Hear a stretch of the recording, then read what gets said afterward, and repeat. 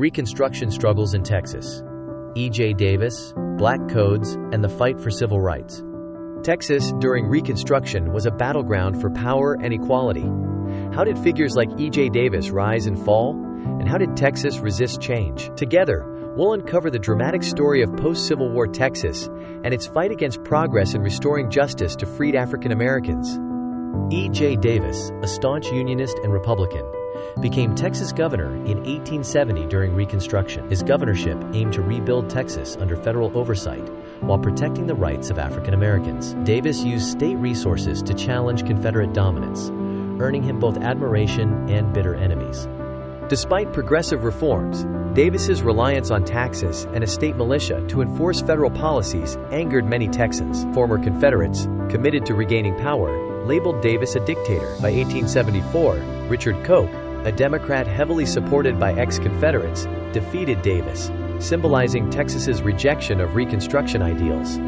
Even before Davis's governorship, Texas sought ways to maintain control over freed African Americans. The Black Codes passed by Southern states after the Civil War severely restricted the freedom and rights of African Americans. These laws targeted work contracts, movement, and even basic legal protections, echoing slavery in all but name.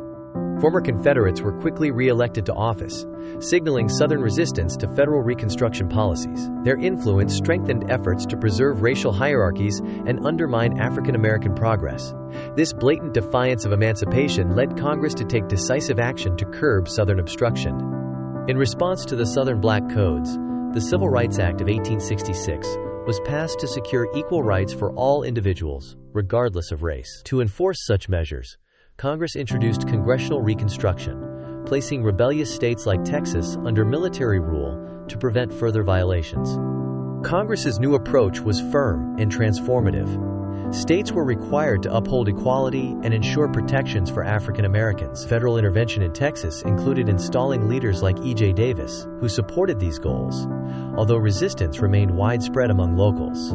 The Freedmen's Bureau, established in 1865, was extended during this era to help newly freed African Americans transition into society. Its agents provided education, employment opportunities, and legal aid. However, it faced immense opposition in Texas from those seeking to maintain white supremacy. To combat ongoing resistance, Congress also pushed for the adoption of the 14th Amendment, granting citizenship to all people born in the U.S. and ensuring equal legal protection. Though the amendment was met with hostility in the South, it represented a pivotal victory for civil rights advocates.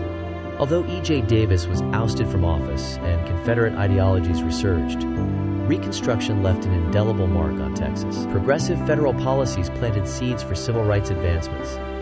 Even in the face of opposition, African Americans, despite enormous obstacles, began claiming their place in post-slavery America. The struggles of this era serve as a reminder that justice requires endurance. Davis's leadership, the Freedmen's Bureau's efforts, and the passage of landmark legislation all played a role in shaping Texas's complicated journey toward equality. Reconstruction wasn't just a chapter in history.